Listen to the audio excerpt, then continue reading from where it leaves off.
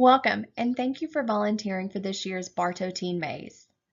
We are incredibly thankful that you are volunteering your time to make this event a success. Every year, we require over 200 volunteers from our communities to pull this event off successfully. So we, again, are so grateful that you are giving of your time. The purpose of this event is to pull our community around our 8th graders and allow them to experience real life choices and potential consequences in a safe environment. I would like to take some time to introduce you to your Teen Maze coordinators. I'm Krista Gilmore, and I am the Youth Development Coordinator for Public Health. Amanda Tant is the Children's Advocacy Director for Advocates for Children. And last but not least, Doug Belisle, who is our Family Connections Coordinator and over the Bartow Collaborative. To give you a quick overview of the Teen Maze and how I got started, there was a community in Arizona in 1999 who created Teen Maze in order to combat their high teen pregnancy rates. Since they started doing Teen Maze, they've seen their teen pregnancy rates drop in half. And because of that, they brought the Teen Maze to a conference that some counties in South Georgia were present at and learned about the Teen Maze. And they began then doing teen mazes in South Georgia. At that time, Family Connections wanted to be able to bring it to more areas in our state, and so Family Connections actually gave some seed money and helped write a grant to the Walmart Foundation in order to purchase the supplies. So we were able to get a trailer and most of the supplies for Teen Maze, and they travel around to all of our northwest counties here in Georgia. Bartow started participating in doing Teen Mazes in 2015. Now let's talk about our expectations for our volunteers.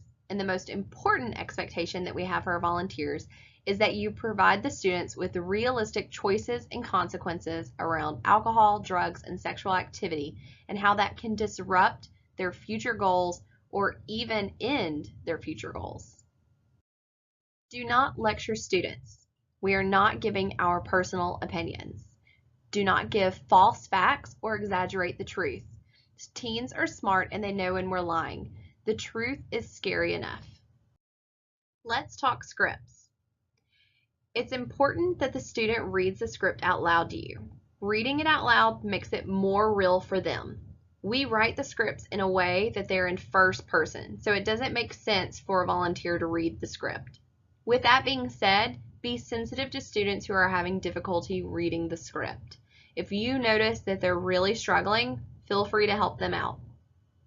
It's also very important that you paste the scripts into the book in order, down the page. Paste them straight, not all over the page, not wonky.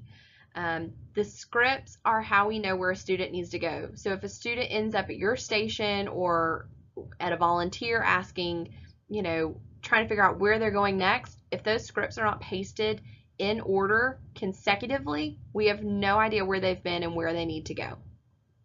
And the next piece of this is that students only do 2 rounds in the maze. It does not matter if another volunteer or a teacher or anyone has told them that they can do more than 2 rounds. They only do 2 rounds. Teen Maze is designed for students to only do 2 rounds. If they do more than that, they'll get stuck at an infinite loop. The scripts will not make sense. So only let students do 2 rounds. You will know that a student is either on their second round or they have completed their second round when you see a colored Date 2 script in their book. Date 2 scripts will be the only colored scripts. When you see that, you can look at their last script to see where they're supposed to be, if they have finished or if they're still active in the maze in their second round. Some more information that you need to know. The Teen Maze is loud and chaotic. It is designed to be loud and chaotic. Students should feel a little frazzled. So just keep that in mind. Know that you're not going to have students at your station for more than a few minutes, that you're trying to get students through as quickly as possible. Also know that there are Teen Maze guides throughout the teen maze. They'll be in yellow safety vests. So if a student comes up to you and you don't know where they're supposed to be going or you don't know how to answer their question, find a teen maze guide and they can help.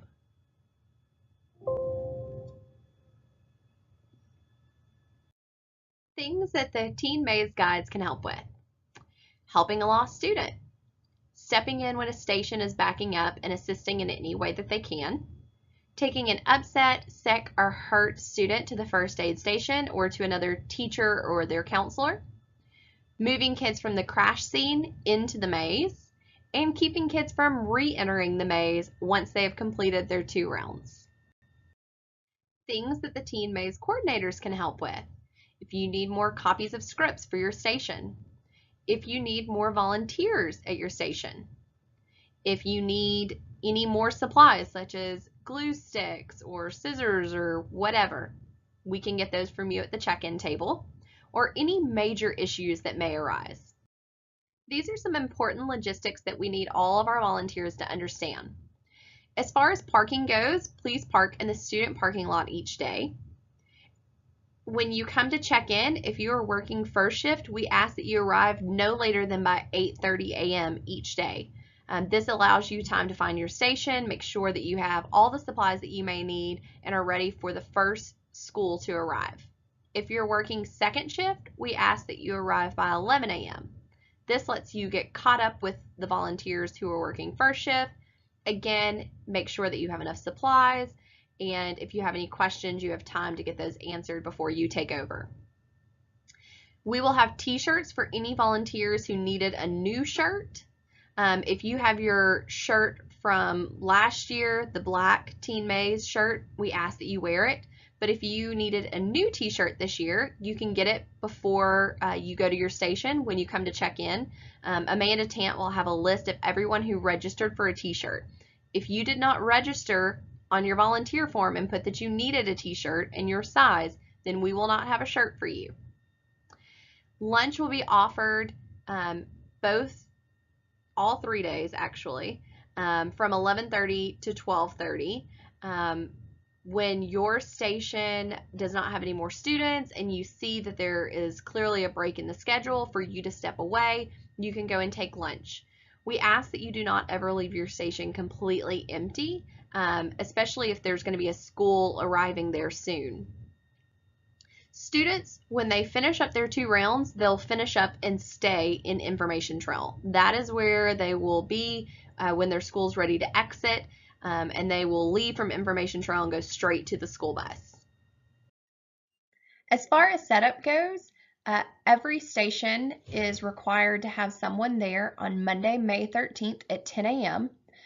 We ask that every station send someone to set up their station only because as general volunteers, we don't necessarily know how your station needs to be set up, and we want to make sure that everything is exactly how it needs to be before community preview night that evening.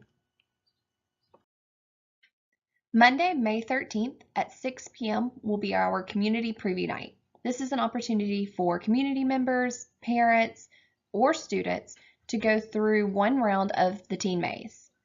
This year, we are actually opening it up to all high school students to serve as a refresher, and there will be raffle items for them to potentially win after they go through 1 round of the Teen Maze. We do ask that as far as our volunteers go, that every station has representation there that night. This is so important as we have these community members and students and parents going through that 1 round. Every station needs to be able to have someone there so that our guests have the opportunity to experience every station. Now let's talk school schedule. You can see from the schedule here on the screen that we will have students for 2.5 days. We do this because we have so many students in our school systems, and we want to allow adequate amount of time for each of the students to go through 2 rounds in the Teen Maze. So you'll have volunteers at your station there on that Tuesday from, we're asking volunteers to check in at 8:30 until the last school leaves at 1:30. And then Wednesday, we ask volunteers to check in by 8:30, and the last school will leave by 12:30. And then on Thursday, which is our final day, we ask volunteers to arrive at 8:30, and the last school should leave by 11:30, and then we will have takedown, which should not take more than 30 minutes to an hour. Now let's talk about takedown. Takedown starts when the last school bus pulls away. We do not start taking down while there are still students in the teen maze. It is incredibly rude to the students and their school if we are taking down our stations while they are still in the teen maze. Even if they've already finished up at your station, just be respectful and please wait until the last bus pulls away. As far as takedown instructions, every single station will have takedown instructions at their station. This year you will have actually a zippered pouch, which has your station name on it, and your supplies will, for the most part, go back into that zippered pouch. So I'm talking glue sticks, dice, takedown instructions, school schedules, if you have the hand clappers or party horns, film, anything like that, those are going to be returning back to us. And then there will be some supplies that go on the trailer. So what we just ask of our volunteers is to, for the items that they know go back in their zippered pouch, to please put them in there. And then for everything else, if you'll just bring it down to one end of the gym so that we can try to sort the supplies and get supplies loaded on the trailer as fast as we can so we can all get out of there as quick as we can.